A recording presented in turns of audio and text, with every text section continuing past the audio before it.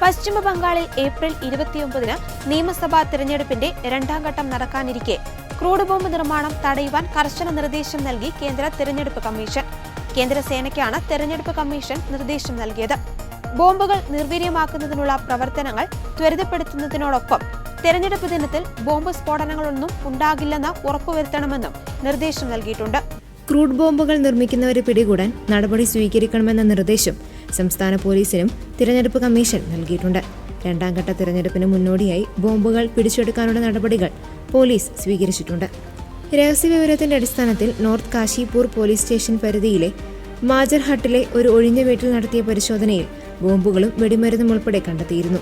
വോട്ടർമാരെ ഭീഷണിപ്പെടുത്തുക, വോട്ടിംഗ് ദിനത്തിൽ വോട്ടർമാരെ ഭയപ്പെടുത്താനായി സ്ഫോടന വസ്തുക്കൾ ഉപയോഗിക്കുക എന്നിങ്ങനെയുള്ള സംഭവങ്ങൾ തടയാൻ കൊൽക്കത്ത പോലീസിനും ജില്ലാ പോലീസിനും കഴിഞ്ഞില്ലെങ്കിൽ ശക്തമായ അച്ചടക്ക നടപടി സ്വീകരിക്കുമെന്നാണ് തിരഞ്ഞെടുപ്പ് കമ്മീഷന്റെ മുന്നറിയിപ്പ്.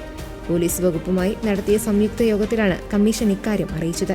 അതേസമയം സംസ്ഥാനത്ത് നിന്നും 79ഓളം ക്രൂഡ് ബോംബുകൾ കണ്ടെത്തിയ സംഭവത്തിൽ NIA കേസ് രജിസ്റ്റർ ചെയ്തിട്ടുണ്ട്. കേന്ദ്ര ആഭ്യന്തര മന്ത്രാലയത്തിന്റെ നിർദ്ദേശത്തിന് തൊട്ടു പിന്നാലെയാണ് കേസെടുത്തത്. ഉത്തർകാശി പോലീസ് സ്റ്റേഷനിൽ ഫയൽ ചെയ്ത കേസാണ് കേന്ദ്ര ആഭ്യന്തര മന്ത്രാലയത്തിന്റെ നിർദ്ദേശത്തോടെ തുടർന്ന് NIA ഏറ്റെടുത്തത്. മനുഷ്യജീവന് അപകടമാകുന്ന തരത്തിലാണ് വെടിമരുന്ന് ഉൾപ്പെടെ സൂക്ഷിച്ചിരിക്കുന്നതെന്നാണ് വിവരം.